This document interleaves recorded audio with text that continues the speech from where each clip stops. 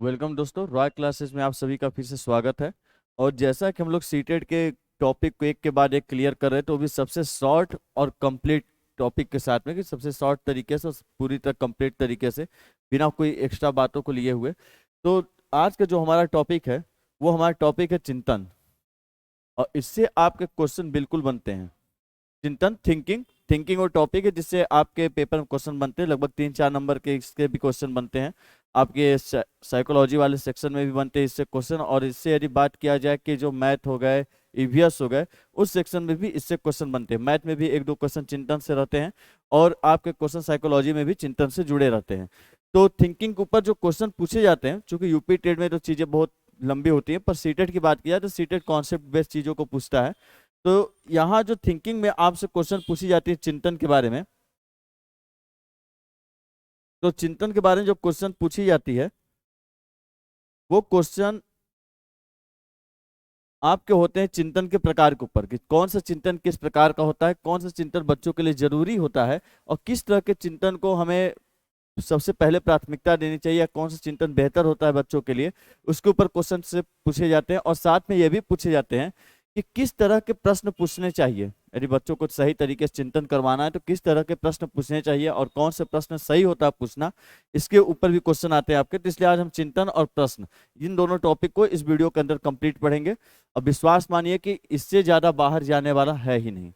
एकदम शॉर्ट तरीके से और पूरी तक संपूर्ण गाथा पढ़ डालेंगे। शॉर्ट और संपूर्ण गाथा पढ़ डालेंगे आज चिंतन और प्रश्न के बारे में। तो देखिए, बात किया जाए चिंतन की, तो चिंतन है क्या। अरे नॉर्मली बात किया जाए परिभाषा की, चिंतन थिंकिंग है क्या। तो थिंकिंग के बारे में बात की जाती है कि जब कोई समस्या आती है, जब कोई क्या आती है, समस्या, और जब आपको उसका ढूंढना होता है क्या, समाधान। किसी समस्या का समाधान ढूंढने के लिए जो हम मानसिक क्रिया करते हैं, मानसिक क्रिया करते हैं, उस मानसिक क्रिया को ही बोलते हैं चिंतन। तो समझिएगा, जब कोई समस्या आती है और उस समस्या के लिए हमको समाधान की जरूरत होती है, तो समस्या से समाधान तक पहुंचने के लिए हम कुछ ना कुछ दिमाग में सोच विचार तर्क लगाते रहते हैं, प्लानिंग करते रहते हैं, अपने लॉजिक भिड़ाते रहते हैं। तो जो भी मानसिक क्रिया है, मतलब जो दिमाग के अंदर आपको प्रोसेस चलते रहते हैं, उन सारे मानसिक क्रियाओं को आप क्या बोलते हैं, उसी को बोला जाता है चिंतन। तो यदि बात किया चिंतन की, तो चिंतन के प्रकार के ऊपर यदि बात किया जाए कि चिंतन होते क्या, कितने प्रकार के होते हैं, तो चिंतन के बारे में बात किया, चिंतन के प्रकार के बारे में, जहां से आपके क्वेश्चन बनते हैं सीटेट के अंदर। तो देखिए, चिंतन के प्रकार के बारे में बात किया जाए, तो इसमें जो मुख्यतः चिंतन होते हैं, दो तरीके के। एक होता है अपसारी चिंतन, और एक होता है अभिसारी चिंतन। अपसारी चिंतन और दूसरा होता है अभिसारी चिंतन। एक आपका और आ जाता है जिसे बोलते हैं आलोचनात्मक या समालोचनात्मक। आलोचनात्मक या फिर उसे बोलते हैं समालोचनात्मक। तो देखिएगा, अपसारी चिंतन कहेंगे किसे, उस तरह की चिंतन जिसमें व्यक्ति किसी चीज को सॉल्व करने के कई तरीके ढूंढता हो। यहाँ बात देखिए चिंतन की हो रही है, प्रश्न की नहीं। यदि आप ये बोल रहे हैं कि नहीं ऐसे चिंतन जिसमें कि किसी चीज के ढेर सारे हल हो, तो बात यहाँ हल नहीं, हल ढूंढने के बारे में बात की जा रही है। क्योंकि जब कोई समस्या होती है, उसके समाधान को आप क्या करते हैं, ढूंढने की कोशिश। तो जब कोई समाधान ढूंढना हो, तो एक तरीका ना ढूंढ के यदि आप कई तरीके ढूंढने की कोशिश करते हैं, अलग अलग तरीके से उसे सॉल्व करने की कोशिश करते हैं, तो वो आपका आता है किसमें, अपसारी चिंतन में। तो देखिए, अपसारी चिंतन वह चिंतन होता है जिसमें एक समस्या के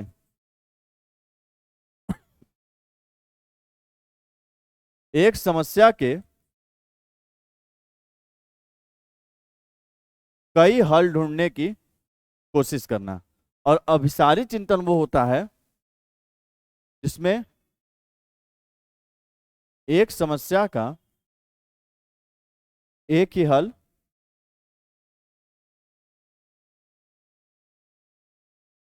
ढूंढना क्या कहलाता है, अभिसारी। तो देखिए, दोनों के कॉन्सेप्ट को समझना जरूरी है। वहां से आपसे ना परिभाषा पूछने वाला है, ना कुछ, इसलिए सीटेड में कॉन्सेप्ट बहुत जरूरी चीज है। तो देखिए, अभिसारी चिंतन, अपसारी चिंतन पहला वाला वो होता है अपसारी चिंतन, जिसमें यदि आपने बच्चे को जैसे मैथ पढ़ने को दिया, गणित में सवाल लगाने को, आपने सभी बच्चों को में क्वेश्चन को लगाने के एक तरीका बताया कि इस तरीके से सवाल को लगाया जाता है। पर उस बच्चों के ग्रुप में कुछ ऐसे भी होंगे जो अपना लॉजिक उसमें लगाएंगे कि इस क्वेश्चन को इस तरीके से भी तो सॉल्व किया जा सकता है। मतलब कि वो होगा कि नहीं होगा वो तो बात की बात होती है, पर वो इस बात के ऊपर जोर जरूर लगाता है कि नहीं, इसको इस तरीके से भी तो हल किया जा सकता है, इस तरीके से हल करेंगे शायद और शॉर्ट तरीके से हो जाए, इस तरीके से हल करेंगे शायद और आसानी से हो जाए, इस तरीके से बाकी क्वेश्चन को हल करते हैं, ऐसे इस क्वेश्चन को भी हल किया जा सकता है, इस प्रश्न को भी हल किया जा सकता है। तो जब बच्चा इस तरीके से सोचता है, मतलब क्वेश्चन तो वही है, समस्या प्रश्न क्वेश्चन वही है, पर उसको कई तरीके से उसके हल को ढूंढने की क्या कर रहा है, कोशिश, तो कौन से चिंतन कहलाते हैं, अपसारी। अभिसारी चिंतन वह चिंतन होता है जिसमें किसी एक समस्या के लिए एक ही हल, मतलब जो टीचर ने बताया कि इस क्वेश्चन को हल करने का यह तरीका है, और बच्चा यदि सिर्फ उसी को फॉलो कर रहा है और कोई दूसरा तरीका लगाने की कोशिश नहीं कर रहा है, उस एक समस्या के लिए वो सिर्फ वही एक हल जानता है, तो वो कौन सा चिंतन कर रहा है, अभिसारी चिंतन। और दोनों में जाहिर सी बात यदि पूछा जाएगा दोनों में अच्छा चिंतन कौन होता है, तो जाहिर सी बात है दोनों में अच्छा चिंतन कौन सा होता है, अपसारी। क्योंकि जब आप एक समस्या को कई तरीके से हल करने की कोशिश करते हैं तो उसी चीज को बोला जाता है कि बच्चों के अंदर कौन सी गुण आती है, सृजनशीलता। यदि कोई बच्चा एक ही समस्या को कई तरीके से हल करने की कोशिश करता है तो बच्चों के अंदर कौन सी गुण आ जाती है, सृजनशीलता की। और पूरे सीटेड में कहानी यही चलता है कि बच्चों को सृजनशील बनाना है, न कि प्रतिभाशाली। मतलब तेज दिमाग का नहीं बनाना है कि IQ लेवल 140 हो जाए, सब रट कर याद कर ले, सारा अथाह ज्ञान हो। पॉइंट ये है कि बच्चों को आपको सृजनशील बनाना है ताकि वो एक प्रॉब्लम को कई तरीके से सॉल्व करने की कोशिश कर सके। तो वो कौन सा चिंतन होता है, अपसारी। इसलिए अपसारी चिंतन को ही सृजनशील चिंतन भी कहते हैं। अपसारी चिंतन को क्या बोलते हैं, सृजनशील चिंतन भी कहते हैं। तो अपसारी चिंतन को सृजनशील चिंतन भी कहते हैं। अभिसारी चिंतन वो होता है जिसमें एक समस्या का एक ही हल हो। अपसारी चिंतन वह चिंतन होता है जिसमें बच्चा एक समस्या को कई तरीके से हल ढूंढने की कोशिश करता है। एक होता है आलोचनात्मक या समालोचनात्मक चिंतन। तो देखिए, आलोचनात्मक या समालोचनात्मक चिंतन का अर्थ यह होता है कि निष्पक्ष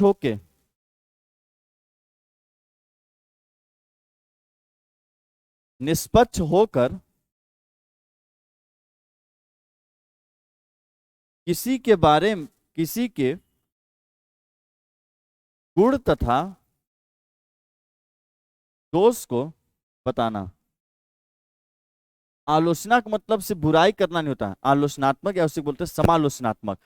तो होता डिफरेंस अलग है, पर आपके जो सीटेड में दोनों के एक ही मान के चलते हैं कि आलोचनात्मक समालोचनात्मक एक ही होता है। तो आलोचनात्मक या समालोचनात्मक चिंतन वह चिंतन होता है जिसमें कि बच्चा कोई वस्तु हुआ, कोई व्यक्ति हुआ या कोई मुद्दा हुआ, किसी भी चीज के ऊपर उसके प्लस पॉइंट माइनस पॉइंट, मतलब उसके गुण को भी उसके दोष को बिल्कुल निष्पक्ष होकर बताता है। वो कौन सा चिंतन होता है, आलोचनात्मक या फिर समालोचनात्मक चिंतन। तो देखिए, आलोचनात्मक या समालोचनात्मक चिंतन भी जरूरी है ताकि बच्चा किसी चीज के प्लस या माइनस पॉइंट को सही तरीके से बता सके, उसके गुण और दोष का सही तरीके से विश्लेषण कर सके, उसके गुण या दोष को निष्पक्ष होकर चीजों के बारे में बता सके। और यदि बात की जाए किसी समस्या के हल ढूंढने के ऊपर या किसी समस्या को सॉल्व करने के लिए, तो उसके लिए कौन सा चिंतन जरूरी होती है, अपसारी चिंतन। अब बात करते हैं कि अपसारी चिंतन के ऊपर कि क्यों जरूरी है अपसारी चिंतन।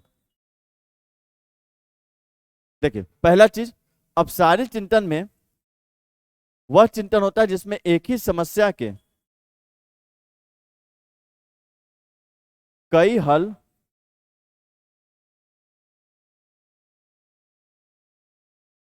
ढूंढे जाते हैं।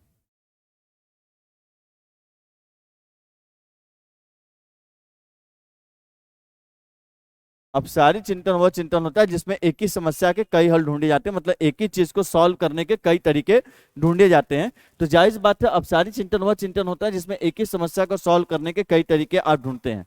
जब बच्चा इस तरीके का काम करता है तो बच्चे के अंदर जो गुण आता है, जो गुण आता है वो गुण कहलाती है सृजनशीलता। बच्चों के अंदर जो गुण आएगा वो गुण क्या कहलाती है, सृजनशीलता कहलाती है। अगली चीज, अपसारी चिंतन से, अपसारी चिंतन को ही सृजनशील चिंतन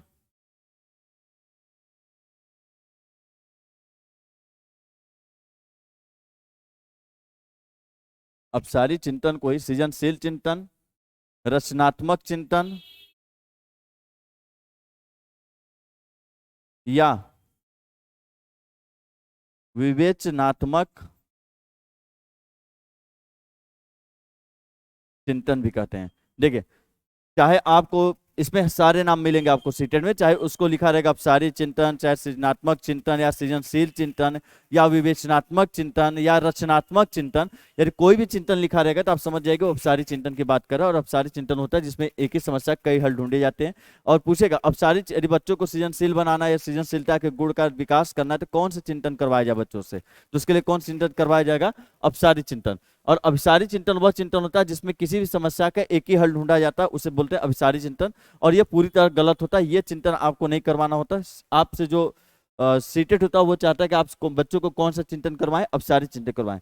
और ये बहुत ही जरूरी होता है, क्योंकि जब बच्चा अपसारी चिंतन करता है तो अपने ज्ञान का निर्माण करता है, मतलब वो चीजों के बारे में ढूंढता है और उसे उसका निर्माण खुद करने की कोशिश करता है। और अभिसारी चिंतन होता है फैक्ट पे आधारित। जैसे ये पूछा जाए कि भारत के प्रधानमंत्री कौन, ये अभिसारी चिंतन करेगा बच्चा इसमें, तो जाहिर सी बात है आपको बच्चों को कौन सा चिंतन करवाना, अपसारी चिंतन। अब जब यदि बच्चों से अपसारी चिंतन करवाना है तो उसके लिए आप ये थोड़ी ना कहेंगे कि सभी बच्चे बैठ के 10 मिनट अपसारी चिंतन करें। आपको इस तरीके के प्रश्न पूछने होंगे ताकि बच्चा उस पर अपसारी चिंतन करे, न कि अभिसारी चिंतन।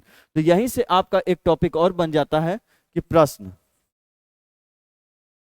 यहीं से आपका एक और टॉपिक बन जाता है प्रश्न के ऊपर।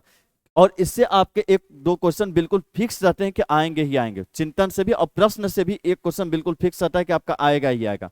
तो जब टॉपिक बनता है प्रश्न की, जायज बात है जब चिंतन करवाना है आपको, तो ऐसा थोड़ी ना कि आप बोल देंगे कि नहीं बच्चों आज सब लोग चिंतन करेंगे बैठकर, सब बच्चे 10 मिनट अपसारी चिंतन करेंगे, सभी को सृजनशील बनना है, ऐसा तो होगा नहीं। जायज बात है आपको इस तरीके के प्रश्न पूछने होंगे और ऐसे इन्वायरमेंट का निर्माण करना होगा ताकि बच्चे अपसारी चिंतन करना क्या कर रहे हैं शुरू। तो प्रश्न जो होते हैं, प्रश्न भी दो प्रकार में बढ़ जाते हैं। इसलिए पहला होता है मुक्त अंत वाले प्रश्न और दूसरा होता है बंद अंत वाले प्रश्न। या अंत के जगह आपको शब्द लिख देता है सिरे, कि मुक्त सिरे वाले प्रश्न या फिर बंद सिरे वाले प्रश्न। तो देखिए, मुक्त सिरे वाले प्रश्न वह प्रश्न कहलाते हैं, एक ऐसा क्वेश्चन, एक ऐसा प्रश्न जिसके आंसर फिक्स नहीं होते, उसके कई आंसर हो सकते हैं। एक ऐसा प्रश्न, एक ऐसा प्रश्न जिसके कई उत्तर होते हैं, अर्थात उत्तर अनिश्चित होते हैं, अनिश्चित होते हैं, वो कौन से कहलाते हैं, मुक्त सिरे वाले। और एक होते हैं बंद सिरे वाले प्रश्न। बंद सिरे वाले प्रश्न वो होते हैं ऐसा प्रश्न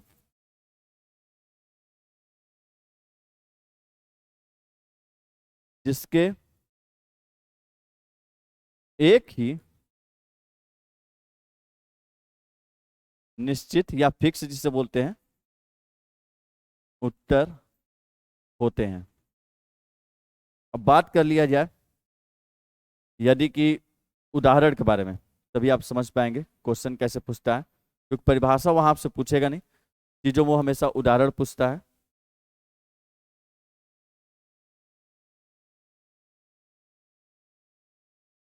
चलिए उदाहरण देखिए, जैसे यदि पूछा जाए कि उन संख्याओं का समुच्चय बताइए जिनको जोड़ने पर 10 आए। जैसे मैंने एक प्रश्न बोला आपसे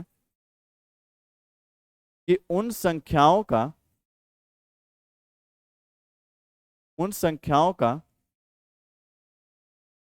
समुच्चय बताइए जिनको जोड़ने पर, जिनको जोड़ने पर 10 आए। यदि पूछा जाए कि वो कोई संख्याओं का ग्रुप बताइए, वो कोई दो संख्या बताइए जिनको जोड़ने पर कितना है, 10 आए। तो अब जाहिर सी बात है कि कोई बच्चा इसका जवाब देगा कि सर 6 + 4 जोड़ेंगे तब भी 10 आएगा। किसी बच्चे का जवाब रहेगा कि सर 8 + 2 जोड़ेंगे तब भी 10 आएगा। और कोई बच्चा बोलेगा 1 और 9 भी जोड़ेंगे तभी कितना आएगा, 10। और कोई ये भी बोल सकता है सर 0 और 10 भी जोड़ देंगे तो कितना आ जाएगा, 10 आ जाएगा। तो मतलब आंसर फिक्स नहीं है। तभी बच्चे अब सारी चिंतन करेंगे, जिसको जो हल मिलेगा वो आपको बताएगा। इसके आंसर फिक्स नहीं होते। जैसे आपने पूछा कि बच्चों बताओ, एक जैसे आपने बताया कि बच्चों एक प्रदेश है टुंड्रा प्रदेश, जहाँ पे जलवायु बहुत ही ज्यादा ठंड होती है, मतलब जमीन तो दिखेगा नहीं, मिट्टी दिखेगा नहीं, हर जगह बर्फ ही बर्फ की फैली रहती है। वहाँ पे पेड़ पौधे भी बहुत कम देखने को मिलते हैं, पूरी हर जगह बर्फ ही बर्फ जमी रहेगी। तो आप पूछेंगे बताइए अच्छा यदि वहाँ पे घर बनाना होगा तो किस चीज का बनाएंगे, तो उसमें बच्चा बोलेगा सर मिट्टी का बनाएंगे। तो आप वहां बनाएंगे, मिट्टी तो वहां दिखाई ही नहीं देती, वहां तो हर जगह बर्फ ही बर्फ होता है। जब मिट्टी है ही नहीं तो कैसे मिट्टी से घर बनाएंगे। तो बच्चे से आप चिंतन करवाते जाते हैं, अब सारी चिंतन क्रिटिकल थिंकिंग, इसे बोलते हैं मानसिक उद्वेलन। इसी विधि को बोला जाता है मानसिक उद्वेलन विधि बोलते हैं। जब आप उसको थिंकिंग करवाते जाते हैं तो आप बोलेंगे नहीं मिट्टी तो वहां है ही नहीं तो कैसे बनाएंगे, बोलेंगे सर लकड़ी से बनाएंगे, लकड़ी पेड़ पौधे रहते ही नहीं तो कैसे पेड़ पौधों से घर बनाएंगे। तो घूमते घूमते लास्ट में बोलेगा सर कि वहां पे बर्फ से ही घर बना देंगे, जब वहां जमा हुआ बर्फ है उसी से घर बना देंगे। तब आप उससे बोलते हैं कि बिल्कुल सही, बर्फ से ही घर बनाएंगे, और उसी बर्फ के घर को बोलते हैं इग्लू। तो जाहिर सी बात है कि आपने उसको डायरेक्ट नॉलेज नहीं दिया कि नहीं एक प्रदेश ऐसा होता है जहां पे लोग बर्फ से घर बनाते हैं जिसे इग्लू कहा जाता है। बच्चे ने अपने ज्ञान का निर्माण खुद किया, मतलब आपने चिंतन करवाते करवाते उसे सही जवाब तक पहुंचा दिया। इसी चीज को बोला जाता है अपसारी चिंतन। अब जैसे बंद अंत वाले प्रश्न, बंद अंत वाले प्रश्न वो होते हैं जिनके आंसर बिल्कुल क्या होते हैं, फिक्स होते हैं। जैसे बोल दिया जाए प्रश्न में, आपसे प्रश्न में बोल दिया गया कि भारत के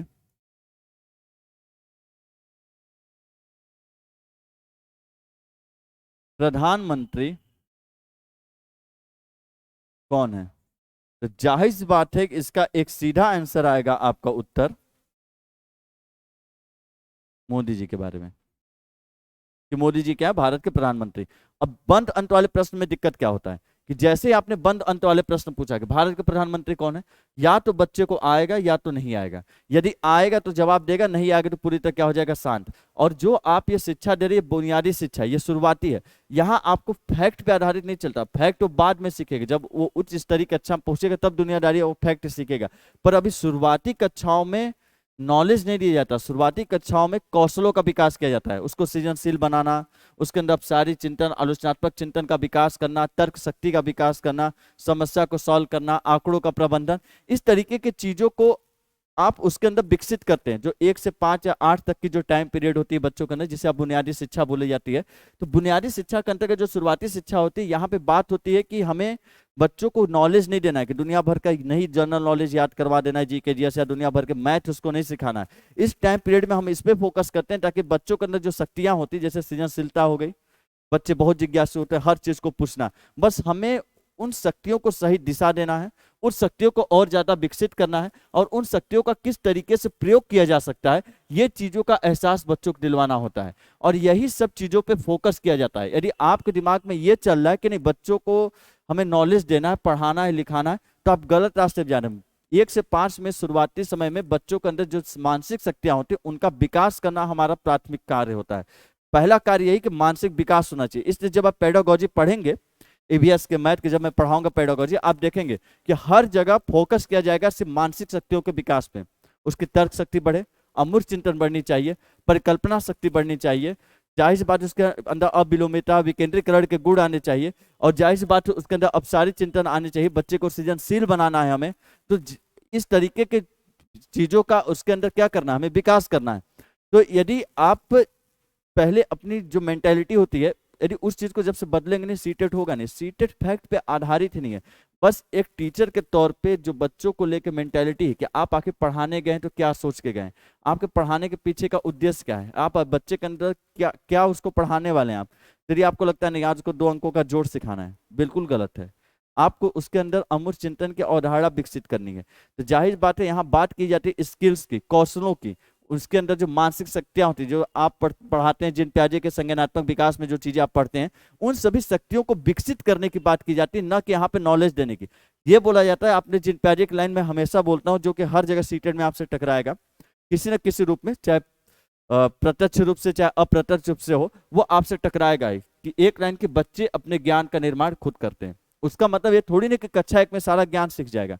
आप उसके मानसिक शक्तियों को डेवलप कीजिए 1 से 5 के टाइम पीरियड में, और जैसे 1 से 5 में आपने मानसिक शक्तियों को डेवलप किया, अमूर्त चिंतन, परिकल्पना शक्ति, विकेंद्रीकरण, आपने इन जैसी अपसारी चिंतन, ये जैसे ही आपने उसे सृजनशीलता, इन सभी गुणों को आपने विकसित किया, उसे एक सही दिशा में प्रयोग करना उसे सिखा दिया, तो जाहिर बात है 6, 7, 8 में जैसे वो जाएगा तो उन किताबों को खुद ही पढ़ना क्या कर देता है शुरू, उसे अब किसी की जरूरत नहीं पड़ती। उसे जब उसे के अंदर अपसारी चिंतन है तो एक ही क्वेश्चन को 10 तरीके से लगाएगा। उसके अंदर समस्या समाधान का तरीका यदि उसे पता है, समस्या समाधान करना, चिंतन करना, तो जाहिर बात वो किताब लेगा, खुद ही पढ़ेगा, जो प्रॉब्लम आएगा उसे सॉल्व करेगा। तो इस तरीके से किसी भी बच्चे को अधिगम कराया जाता है, और यही एक टीचर का कार्य होता है जब वो बुनियादी शिक्षा देता है, शुरुआती क्लास की शिक्षा देता है। इसलिए यदि आप बात सोचते, बाकी आप जो सोचते हैं कि नहीं याद कराना है, सारे दुनिया भर के ज्ञान बांट देना है, कि गुरु ही ज्ञान का सागर है, तथास्तु तुम्हारा भला हो जाएगा, तो ये सारे ऑप्शन सीटेड में गलत हो जाते हैं। तो पहले तो इस मेंटेलिटी को आपको निकालना ही पड़ेगा, और जब उसे आप निकालेंगे तभी आप सही जगह पहुंचेंगे। और बाकी यदि आप सोचते हैं विशेषता याद कर लेना, दुनिया भर की चीजें याद कर लेना, तो सीटेड वहां नहीं पूछता है। सीटेड में तो मैंने देखा कि सिगमंड फ्राइड तक पढ़ा दिया गया, लेकिन आप पूरे पेपर उठा के दे लीजिए प्रीवियस से, कहीं भी आपको सिगमंड फ्राइड मिलने वाले ही नहीं है, लेकिन लोगों ने सिगमंड फ्राइड तक को सीटेड में पढ़ा दिया है। तो इसलिए यहाँ पे वही लेके चलेंगे जो आते हैं, और प्रैक्टिस सेट कराएंगे, फिर देखेंगे कि चीजें कैसे आपको मिलती है और वहां पे कैसे विचार करना है। और खुद आपको अब सारी चिंतन करना पड़ेगा कि एक ही चीज के ऊपर कई तरीकों से विचार करना पड़ेगा आपको। तो ये होते हैं बंद अंत वाले प्रश्न जो कि फैक्ट पे आधारित होते हैं, जिसके आंसर निश्चित होते हैं, और ये होते हैं मुक्त अंत वाले प्रश्न जिसके आंसर निश्चित नहीं होते। और पेपर में आपको, मैथ वाले पेपर में इसी तरीके के 4 ऑप्शन में 4 क्वेश्चन देगा, और पूछेगा बताइए निम्नलिखित में से कौन से बंद अंत वाले प्रश्न हैं। अब जैसे कि एक क्वेश्चन दे देगा कि 3 + 2 + 4 जोड़ने पर कितना आएगा। आपको जोड़ना नहीं है, आपको बस ये बताना है कि ये जो क्वेश्चन है ये बंद अंत वाले के मुक्त अंत वाले। जैसे आपसे क्वेश्चन पूछेगा कि 3 + 4 + 6 का योग कितना होगा। एक क्वेश्चन ये दे देगा पहला ऑप्शन में। दूसरा ऑप्शन रहेगा ऐसे, वह समुच्चय बताइए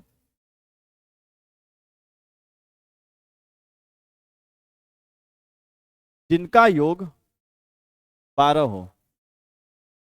तीसरा दे देगा आपसे 1/3 और 1/6 में कौन बड़ा है, कौन बड़ा है।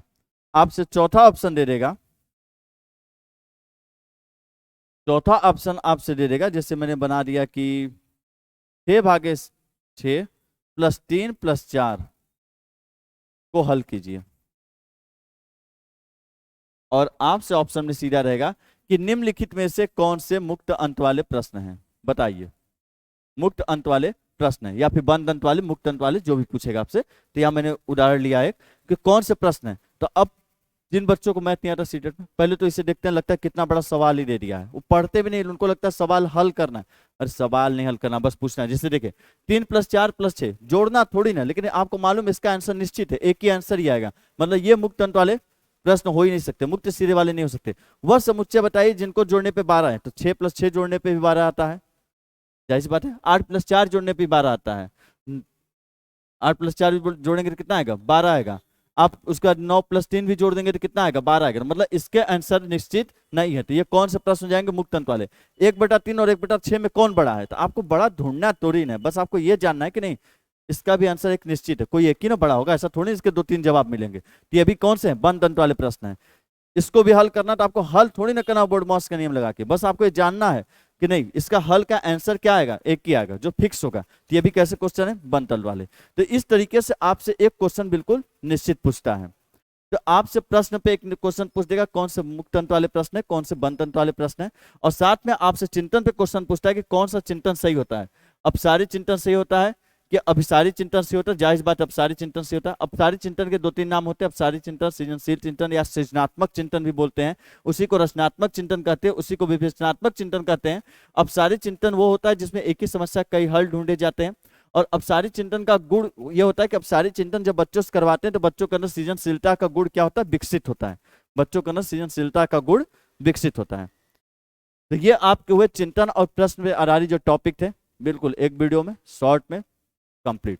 संपूर्ण गाथा शॉर्ट में आपके कंप्लीट हो गए, और इससे बाहर आपके चिंतन और प्रश्न से क्वेश्चन जाएंगे नहीं। और ये दोनों टॉपिक मिला के आप विश्वास मानिए कि आप कोई भी प्रैक्टिस सेट प्रीवियस से उठाइएगा, कोई भी उठाइएगा जो आपके पास सीटेट के प्रीवियस ईयर होंगे, आप उठा के देख लीजिएगा, इन दोनों टॉपिक मिला के कम से कम नहीं तो 4 से 5 क्वेश्चन आपको मिलेंगे, 4 से 5 क्वेश्चन आपको मिलेंगे ही मिलेंगे, और जो इनके फैक्ट पे नहीं बल्कि इनके कॉन्सेप्ट पे आधारित होते हैं। और एक चीज, जैसे एक पॉइंट और बता देता हूं मैं आपको, बात की गई चिंतन के बारे में, तो जैसे पूछता है, जैसे कल ही मैंने पढ़ाया था, यदि बालक त्रुटि या गलती करता है तो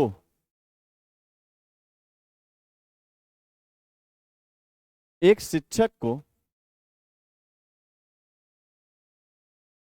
क्या पता चलता है।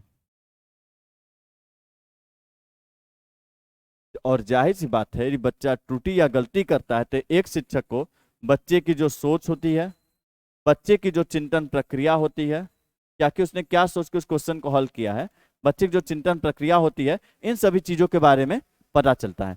तो ये आपके चिंतन आते हैं। बाकी चिंतन मानसिक, जैसे आप चिंतन की विशेषताएं यूपी टेट पढ़े होंगे, मेरा एक प्लेलिस्ट होगा यूपी टेट का, वहाँ जाएंगे चिंतन होगा, तो वहाँ दुनिया भर के चिंतन के वैज्ञानिक कथन, चिंतन की सारी विशेषताएं सब पड़ी हुई हैं। लेकिन आपसे वहां से क्वेश्चन बनने वाले ही नहीं है।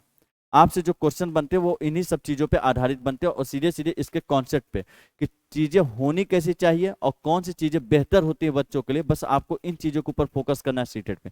और यदि आप फालतू में चिंतन की विशेषताएं 10-15 लगे रटने, आप चिंतन के कथन लगे रटने, और आप इधर उधर के टॉपिक पढ़ने लगे, तो विश्वास मानिए आप कॉन्सेप्ट पे ध्यान ही नहीं दे पाएंगे, आपका पूरा फोकस याद करने पे चला जाएगा। तो इस तरीके से आपके जो ये क्या चिंतन और प्रश्न का टॉपिक क्या होता है, कंप्लीट होता है।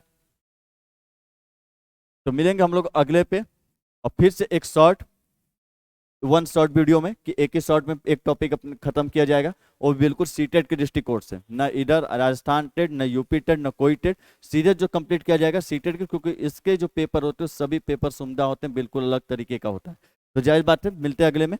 और वीडियो को ज़्यादा से ज़्यादा लाइक करिएगा यदि वीडियो पसंद आई हो, और यदि ऐसे वीडियो आप चाहते हैं तो कमेंट करके जरूर बताइएगा, वीडियो को लाइक करिएगा, और ऐसे वीडियो आप चाहते भी हैं तो कमेंट करके जरूर बताइएगा कि नहीं शॉर्ट वीडियो चाहिए सीधे सीधे, या आपको भी चाहिए कि नहीं जिसमें कथन भी हो, विशेषताएं भी हो, दुनिया भर की सारी चीजें भरी हो, वो वाले चाहिए। तो बिल्कुल कमेंट करके बताइएगा, और वीडियो को लाइक जरूर करना है, लाइक के बिना जाना नहीं है, पहले बता रही हूँ, बिल्कुल लाइक करना है। और जो हम लोग अगला टॉपिक पढ़ेंगे, अगला टॉपिक जो हमारा रहेगा, बताऊंगा नहीं, अगला टॉपिक जो रहेगा वो सस्पेंस में रखिए, लेकिन टॉपिक बड़े मजेदार है, मतलब उसमें भी आपको चीजों को सिर्फ समझना ही है। अगला टॉपिक जो अगला वीडियो आएगा, तो विश्वास मानिए उसमें भी 2-3 टॉपिक खत्म होने ही वाले हैं। ठीक है, इसी के साथ आपसे विदा लेते हैं। वीडियो को लाइक जरूर करना है, और साथ में कमेंट करके बताना है कि वीडियो पसंद आई, इसी तरह के आपको वीडियो चाहिए, आपको भी लॉन्ग वाली वीडियो चाहिए। इसी के साथ आपसे विदा लेते हैं। जय हिंद।